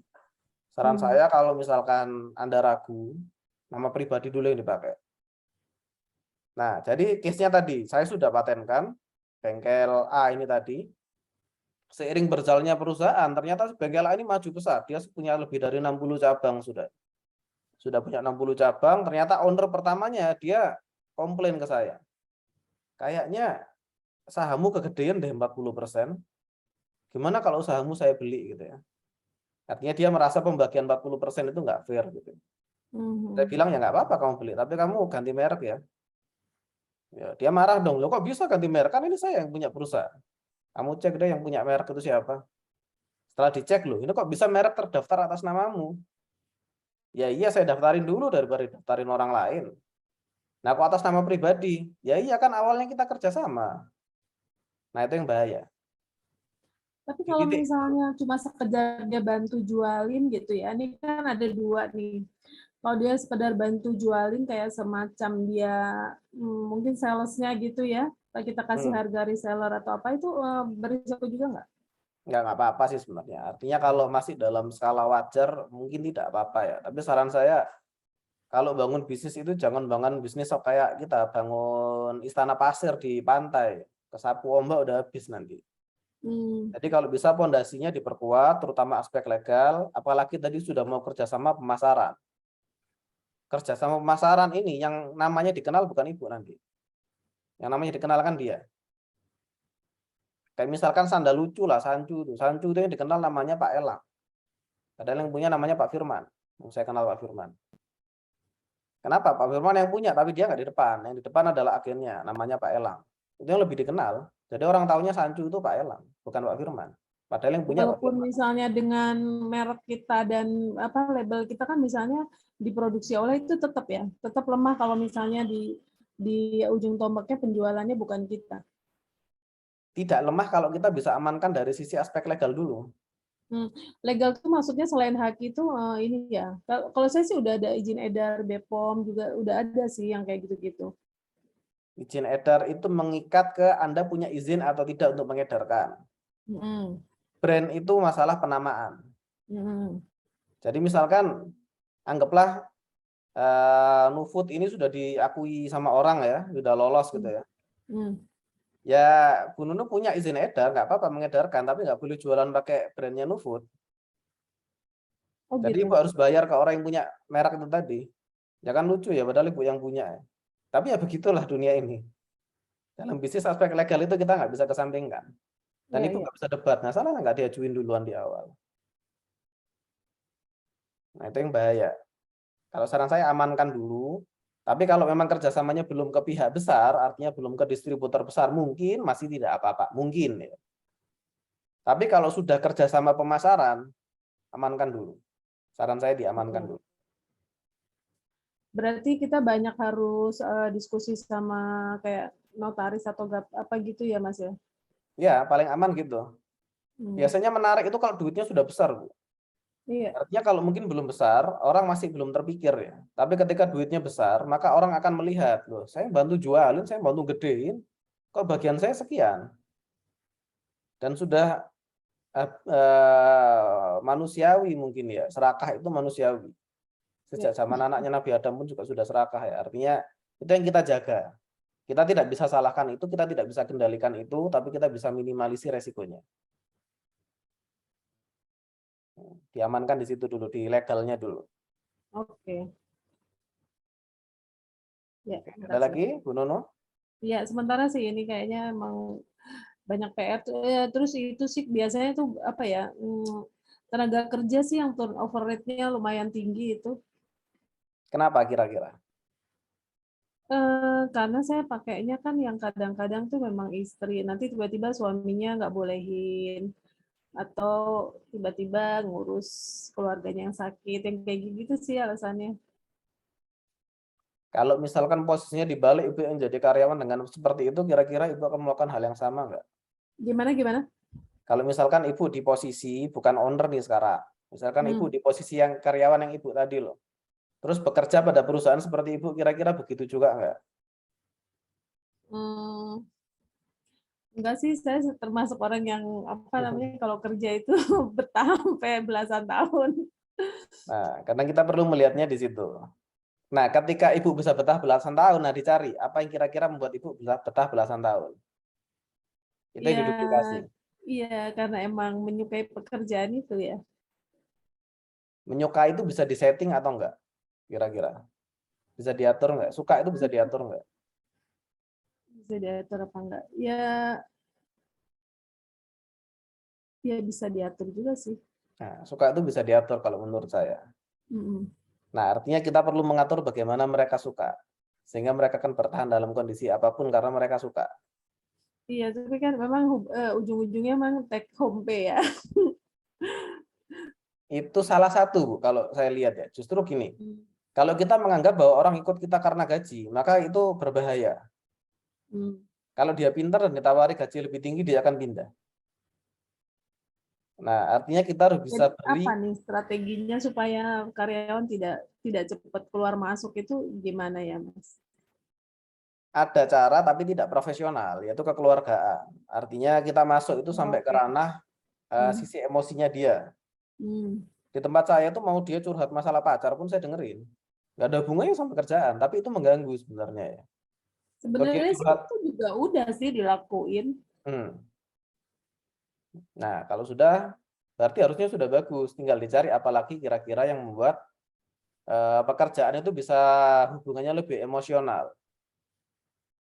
Tapi kalau saya karena memang SDM saya bukan ibu-ibu ya, jadi bagi saya lebih mudah mengembangkan karena yang saya bangun adalah impian.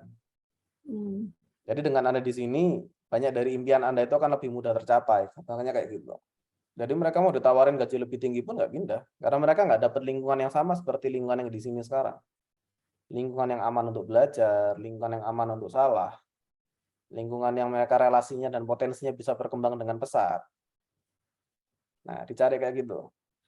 Makanya saya di awal sudah tanya, kamu punya impian apa sih, impian terbesarmu? Jadi tugas saya adalah bagaimana saya wujudkan impian itu. Oh, saya pengen jadi public speaker. Oh, nanti kita belajar public speaking bareng. Kamu saya ketemukan sama guru saya di bagian public speaking. Udah. Artinya saya punya kontribusi atas hidupnya.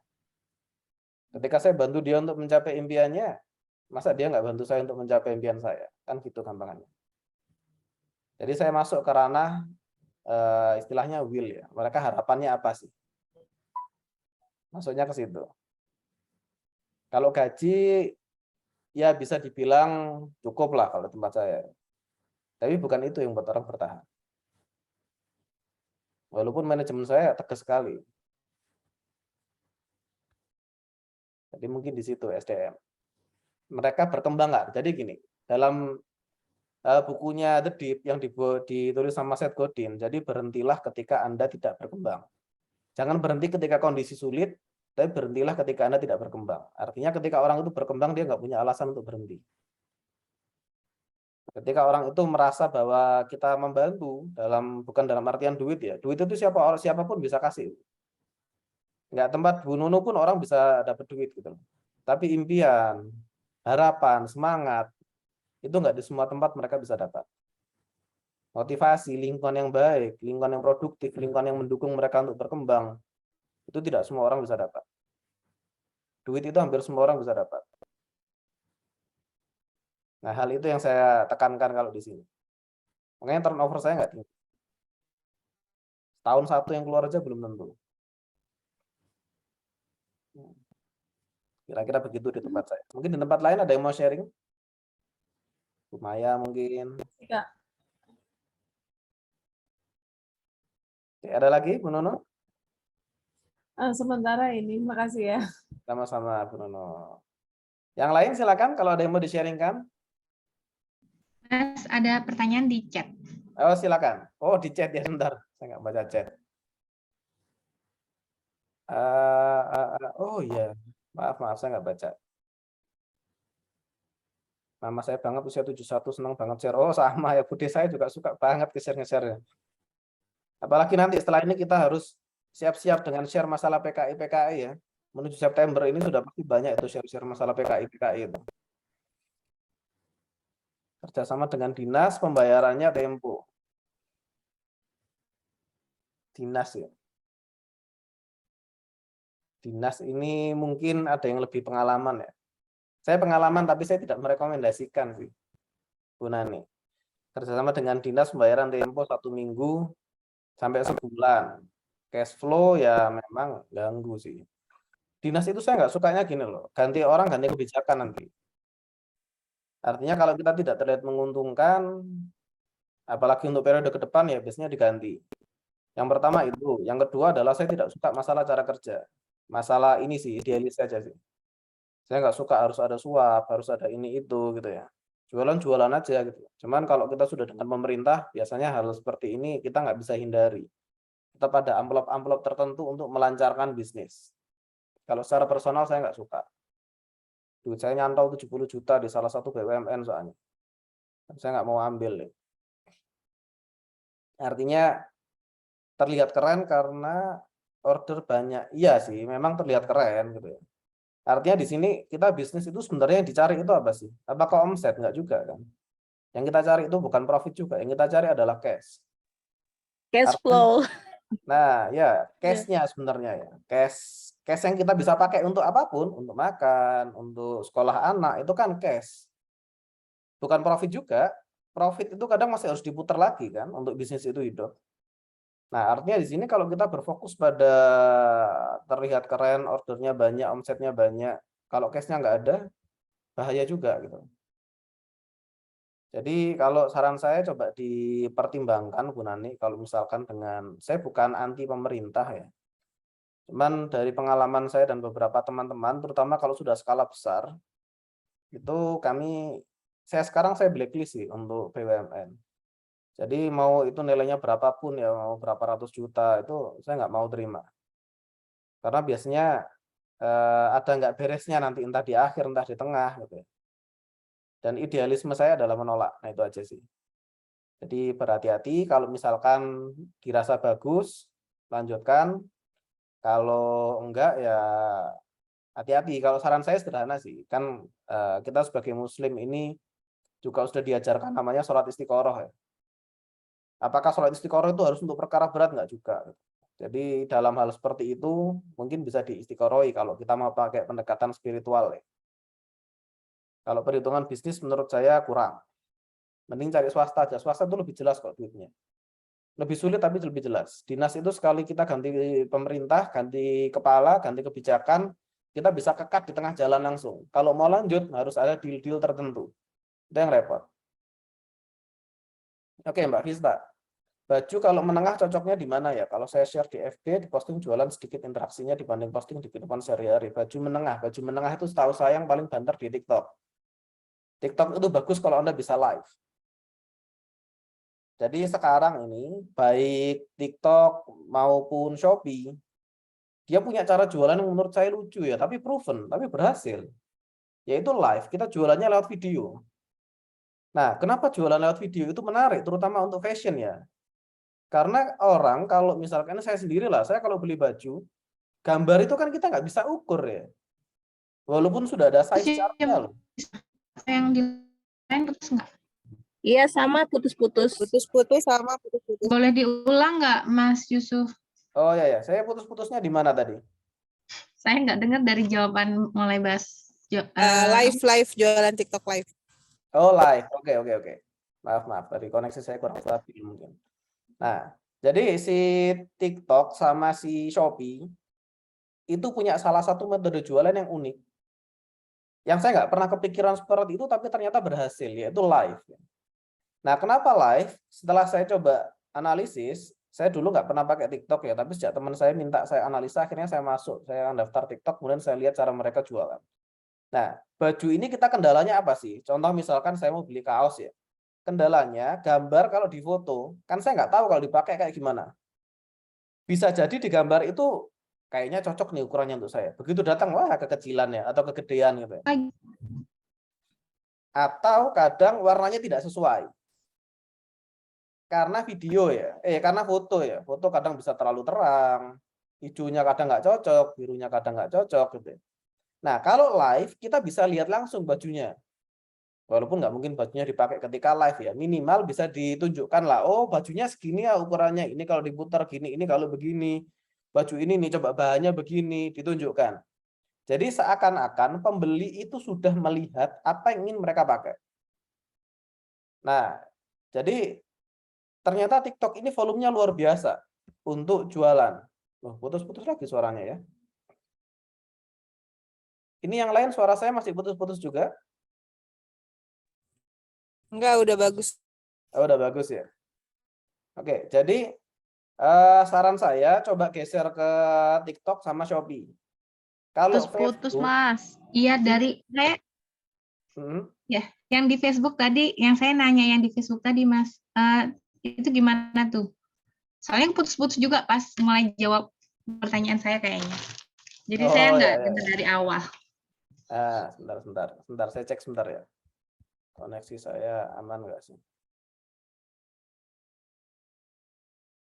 Kalau menurut ini sih, oh iya sempat putus-putus. Oke, sorry. Oke, sekarang sudah jelas ya? Iya, Mas, jelas. Coba Oke. diulang, Mas, yang tadi pertanyaan saya yang dari awal, baju saya itu harga menengah. Itu jualnya di mana? Oke, sudah Terus dicoba kalau di misalkan Facebook? di Instagram, kalau di Instagram itu kontennya, konsep kontennya tuh gimana sih, Kak? Kan kalau di Instagram tadi Mas Yusuf jelasin identik dengan pamer. Apakah harus dengan bikin video di mall-mall, apa tempat yang Instagramable gitu, apa gimana? Nah, jualan itu sesuai dengan baju yang kita jual. Gampangnya gini, ini yang saya sering melihat orang-orang jualan itu lucu gitu ya. Mereka jualan baju olahraga, tapi fotonya di kamar gitu ya. Ya nggak nyambung gitu ya. Anda kalau jualan jersey, jualan baju olahraga, Anda fotonya di lapangan. Karena mereka pakai baju itu untuk ke lapangan. Berarti Anda fotonya di lapangan, foto studionya. Termasuk kalau jualan baju-baju untuk datang ke kondangan, Anda fotonya di kondangan. Ya bukan berarti harus datang ke kondangan beneran gitu ya. Maksudnya datang ke hotel lah, ambil foto di situ. Atau di tempat-tempat kayak restoran yang tempat-tempat ada foto booth-nya gitu ya. Jadi foto itu tidak harus di studio. Karena apa? Orang tidak pakai baju itu ketika di studio. Orang akan menggunakan baju itu di momen ketika mereka mau pakai baju itu. Kalau Anda jualan topi pantai, fotonya di pantai. Kalau jualan baju renang, fotonya di kolam renang. Nah, artinya di sini yang perlu dicek dulu adalah kita sudah foto di tempat yang tepat atau belum, itu dulu. Jadi jangan disamakan semua, karena orang akan melihat orang ingin menggunakan baju itu di tempat tertentu. Nah, berarti Anda harus berpikir sebagai dia. Nah, termasuk juga kalau misalkan sudah dicoba di Facebook dan tidak rame, dilihat dulu ya masalah foto tadi ya. Kalau ternyata tidak ramai ya tidak usah diteruskan di situ karena mayoritas penggunanya orang tua sekarang. Kecuali Anda jualan untuk orang tua juga. Nah, kalau untuk anak-anak muda pakainya TikTok sama Shopee. Karena TikTok itu anak-anak muda di situ dan memang ekonomi menengah dan ke bawah di situ. Jadi jualannya live. Terus ketika live, Anda lihat live-nya Aurel itu loh, itu bagus itu. Jadi Aurel itu sudah dia punya duit dan dia live juga ya. Nggak gengsi gitu ya. Nah, jadi live Anda lihat ini ya gambar ini dari depan, kemudian dari samping, ini pencahayaannya begini, ini warnanya bagus, ini bahannya begini ya. Sehingga orang sudah melihat langsung. Gimana, Aurel? Hujan Bentar, suaranya Mbak Vista putus-putus. Atau suara saya yang putus-putus. Biar puas kemarin aku kali ya. Gimana? Yusuf. Bentar, ini suaranya kayak robot di tempat saya.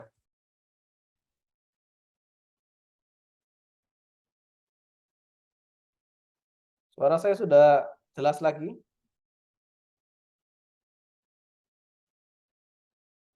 sudah terdengar. Yang dari Aurel, Mas, keputus. Oh iya, sorry. Ini koneksi saya agak lucu ini ya.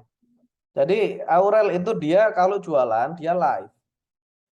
Jadi dia ini tampilkan pakaian dari berbagai sisi. Nah, harusnya begitu. Kalau kita mau jualan, kita tunjukkan. Ini dari depan begini, dari samping begini, lalu dari belakang begini gitu ya. Sehingga orang itu bisa merasakan. Jadi gini, kendala kita jualan online, saya balik ya, kendala kita beli online, itu kan kita nggak bisa pegang barang. Kita nggak bisa lihat barang secara langsung, kita nggak bisa pegang barang. Nah, itulah kenapa dengan live, pembeli itu merasa bisa memegang barangnya. Jadi kita bisa tunjukkan ini nih lengannya segini panjangnya ya, lengannya segini. Kemudian ini kalau dibuka begini, ini kalau kita putar jadinya begini gitu ya. Jadi kita mewakilkan apa yang mereka inginkan. Mereka pengen ini baju ini dibalik gimana sih? Baju ini melar nggak sih kalau ditarik gitu ya? Baju ini lengannya melar nggak sih? Mungkin lengan saya gede gitu ya. Nah, jadi kita wakilkan apa yang ingin dia inginkan. Dan di live itu kita bisa interaksi. Ayo gimana nih mau pengen lihat dari sudut pandang mana lagi? Mau coba lihat baju yang lain atau mau yang gimana? Nah, jadi bisa begitu. Artinya untuk baju-baju dengan segmen menengah itu lebih gampang untuk kita live dan langsung ditunjukkan. Ditunjukkan seperti apa barangnya. Lebih bagus lagi kalau Anda punya model yang bisa ganti-gantian gitu ya. Tapi intinya kalau di foto di Instagram, karena live itu berupa video yang kita harus lihat ya, harus dilihat orang ya. Kalau di Instagram saran saya tadi, jadi Anda ngambil gambar di tempat di mana mereka mau pakai. Kalau misalkan ada jualan outfit untuk nge-mall, Anda fotonya di mall. Jadi captionnya enak, ini nih baju yang pas banget untuk Anda nge-mall. Kenapa? Gambarnya sudah di mall gitu loh. Ini baju buat nge-mall, di fotonya di rumah, nggak nyambung jadinya. Kalau Anda foto piyama, Anda di kamar. Misalkan Anda jual piyama ya, fotonya di kasur, tapi ya nggak tiduran juga itu. Maksudnya di kamar atau di rumah atau di ruang belakang rumah ya, tapi di rumah nggak di mall. Jadi sesuaikan dulu foto dengan itu. Gimana Mbak Vista? Ya, kalau foto sih udah ya Mas ya. Cuma ini lebih ke konsep video kali ya Mas ya. Apakah yang di mall gitu. Kalau foto sih udah menarik rata-rata sih kalau saya dapat dari produsen. Rata-rata fotonya ya emang studio sih, foto studio udah bagus dari sisi foto. Mungkin yang saya pikirkan, saya berpikir apa harus bikin video sendiri gitu loh. Kalau ngandalin dari produsen kan cuma foto katalog aja. Oh ya, video tadi lah. Intinya wakilkan apa yang orang inginkan dan itu tidak terwakilkan ketika mereka beli online. Yang tidak terwakilkan adalah pegang barang, ngecek ini melar atau enggak ya. Terus ngecek ini masuk nggak sih tangan saya gitu ya. Ngecek lehernya seberapa. Nah, ngecek itu yang orang tidak bisa dapat kalau mereka beli online. Tapi kalau kita bisa wakilkan itu, berarti paling gampang gimana? Posisikan Anda pembeli. Anda mau ngapain sih kalau beli baju? Apa yang mau dicek dulu? Kemudian Anda tanyakan ke orang lain. Kamu kalau mau beli baju, kamu ngecek apanya dulu sih? Paling gampang gimana? Anda kasih bajunya. Terus Anda lihat dia begitu pegang baju yang Anda kasih, apa yang dia lakukan? Dia lihat sisi mana, oh berarti itu yang mau orang itu yang orang mau gitu. Dan Anda kalau bisa cek itu ke segmen Anda sendiri. Misalkan tadi Mbak Vista jualan di kelas menengah ya. Berarti Anda cari orang-orang di kelas menengah, bawa contoh bajunya, kasih dia, baju ini menurut bagus nggak sih? Dia pasti pegang dong, dia pasti cek kan. Dilihat aja, dia ngeceknya bagaimana caranya. Cari aja 3-5 orang, biar valid. Lakukan itu ketika live. Kadang kita nggak kepikiran bahwa orang akan ngecek jahitan. Misal, oh ini lihat ya jahitannya double, misal begitu ya. Saya sih kadang nggak ngecek ya. Tapi kalau misal ada orang yang ternyata ngecek jahitan, dan dia sampaikan itu, dan ternyata 3 dari 5 orang ngecek jahitan, ya sudah ketika live Anda harus bikin skenario Anda ngecek jahitan. Nih lihat nih jahitannya sudah double. Sehingga kalau ditarik dia nggak melar. Gitu ya. Kemudian ada orang yang ngecek, kadang diraba-raba ya, ini kalau ditaruh mesin cuci, berbulu-bulu nggak nih gitu kan. Oh berarti ada orang berpikir begitu. Nah kalau misalkan 3 dari 5 orang berpikir begitu, ya berarti itu yang di-live-kan. Bahwa ini baju kalau misalkan kita cuci nggak berbulu-bulu nih kainnya, Anda bisa tunjukkan. Nah artinya intinya adalah wakilkan apa yang tidak bisa orang lakukan sendiri ketika mereka beli online. Dan itu bisanya lewat video, tidak bisa lewat foto. Kira-kira begitu Mbak Vista. Siap, makasih Mas. Oke, kita masih ada waktu 10 menit lagi sebelum jam 6. Setelah itu kita akan istirahat. Silakan kalau ada lagi yang mau ditanyakan. Atau ada yang ingin di-sharingkan. Kalau belum ada saya tambah satu lagi terakhir ya. Jadi gunakan, nah ini yang saya dapat dari NLP. Jadi kalau Anda mau jualan itu mudah ya. Anda harus paham bagaimana cara orang berpikir. Manusia itu punya namanya VAK, VAKOG sebenarnya, VAKOG ya. Tapi kita pakai VAK aja, visual, auditory, sama kinestetik. Ini mudah kalau untuk jualan barang. Kalau jualan jasa agak sulit. Yang paling mudah kalau ada jualan barang besar. Rumah, mobil, motor, pakaian itu juga termasuk cukup mudah ya. Nah, jadi manfaatkan kalimat yang membuat orang itu memvisualisasikan dalam kepalanya dia sendiri. Saya contohkan ya, kalau misalnya lo jualan rumah nih. Jadi begitu jual rumah, begitu orangnya masuk, jadi kasih tahu misalkan, oh ini kamar utama gitu ya, kamar-kamar untuk orang tua maksudnya ya, kamar utama untuk orang tuanya. Nah kita tanya, ibu nanti mau kasurnya di sebelah mana? Misal rumahnya masih kosong ya, kasurnya di sebelah mana? Oh di sini gitu ya. Nah di repeat lagi, namanya verbal mirroring. Oh berarti kasurnya nanti di sini ya bu ya. Oh nanti ibu kasurnya di sini. Terus nanti ibu ada nggak foto yang mau dipasang? Oh saya ada. Nah kira-kira nanti fotonya mau dipasang di mana? Dia sudah visualisasikan dalam kepalanya kan. Oh foto mau saya pasang di sini gitu ya. Ya kita repeat. Oh nanti foto di sini, kasurnya di sini. Itu bagus sekali Bu. Jadi ibu bangun nanti bisa langsung lihat fotonya. Kemudian jadi kita berbicara seakan-akan rumah itu sudah jadi punyanya dia. Termasuk kalau punya anak misalkan ya. Nah anaknya nanti misalkan anaknya 2 ya. Itu di atas ada Bu kamarnya 2. Nah, itu anak-anaknya bisa tuh main di situ. Terus yang ngajak ngobrol anaknya karena mereka mau bertempat di situ kan. Nah, nanti kamu kamarnya di sini. Nanti kamu mau kasih apa di kamar? Kamu pintunya mau dikasih stiker apa gitu ya.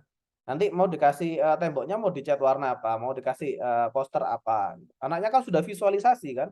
Oh, nanti saya mau kasih ini. Nanti kamu karpetnya buat main mau ditaruh mana? Mau TV-nya nanti ditaruh mana? Jadi mereka sudah melihat bahwa di rumah itu mereka sudah visualisasikan TV saya di sini, meja makan saya di sini, kasur saya di sini, nanti ada foto di sini, ada vas bunga di sini, ada tempat bermain di sini gitu ya. Ketika itu sudah masuk dalam visual internalnya mereka bisa bayangkan itu dengan baik. Mereka pulang, itu rumah itu sudah jadi seakan-akan miliknya mereka. Artinya di situ kita nggak hanya cuma nunjukkan, Bu ini ruang makan, ini dapur, kemudian ini garasi gitu ya. Jadi tanya, Ibu nanti garasinya mobilnya taruh sini ya. Nanti mau parkir ada mana? Ada depan atau ada belakang? Ya dia sudah visualisasikan. Oh nanti saya parkirnya begini caranya. Oh nanti Ibu vas bunganya mau ditaruh mana sih? Gitu ya. Mau disiraminya setiap pagi atau setiap sore? Gitu. Dia sudah bayangkan dia siram bunga di situ. Nah jadi begitu dia mau pulang, kepalanya sudah di situ. Nah termasuk juga baju. Artinya ini kalau Anda punya kesempatan untuk interaksi, kalau nggak punya agak sulit. Misal interaksi ya, nanti bajunya mau dipakai ketika di mana? Oh di pesta nanti seperti apa dan lain sebagainya lah, seperti yang tadi. Nanti kamu mau gabungkan ini pakai celana yang seperti apa atau bawahannya bagaimana, nanti kerudungnya bagaimana. Dia sudah visualisasikan dalam kepalanya. Lebih bagus lagi kalau Anda bisa foto. Misalkan dia mau coba saya foto dulu Pak, nanti bisa dilihat hasilnya gimana. Sudah difoto, apalagi pakai HP-nya dia, wah itu sudah jadi punyanya dia sudah. Artinya sudah terekam dalam memorinya bahwa saya sudah pernah pakai baju ini, tinggal saya beli gitu aja. Nah, artinya cara-cara seperti ini tahu dibahas banyak ya di NLP, terutama di bagian Milton Model ya. Bagaimana kita membuat orang itu yakin terhadap barang yang kita punya, dan bagaimana kita membuat dia sudah merasakan apa yang kita jual sebelum mereka memiliki itu. Jadi misalkan makanan ya, kita sudah, ini makanan enak banget loh kalau dipakai waktu meeting. Coba bayangkan waktu meeting kita kedatangan makanan begini. Mereka sudah visualisasi dalam kepalanya. Terus misalkan minum, ini seger banget sudah. Nah, jadi orang sudah visualisasikan itu. Jadi maksimalkan yang namanya visual internal, auditory internal, kemudian kinestetik internal, yaitu perasaan. Nah, dari situ akan lebih mudah kita jual, apalagi meyakinkan orang. Terutama kalau mau kerjasama, nah itu kita harus paham kerjasama penjualan ya, harus paham legal. Kalau kita mau direct ke customer, harus paham masalah VAK. Kalau mau kita lebih meyakinkan di situ. Dan terakhir ya, seperti yang foto produk tadi, terutama yang bisnisnya di pakaian, saran saya fotolah pakaian itu di tempat di mana orang mau pakai itu. Jangan dipukul rata. Orang mau olahraga, mau sepak bola, Anda fotonya di kamar. Dia tidak bisa memvisualisasikan dalam kepalanya bahwa nanti di lapangan dia mau terlihat seperti apa. Kalau Anda fotonya di lapangan, ya dia sudah ada visualisasi. Kayak gini nih saya pakai baju kalau di lapangan. Kalau Anda foto piyama ketika di kamar, kayak gini nih nanti saya kalau pakai piyama. Jadi tidak selamanya foto studio itu tepat. Lebih tepat ketika dia difoto di tempat yang tepat. Oke, kira-kira begitu dulu ya. Sudah jam 17.53. Setelah ini kita harus lanjut sholat maghrib. Ada lagi yang mau ditanyakan sebelum kita cukupkan? Silakan kalau ada yang mau ditanyakan.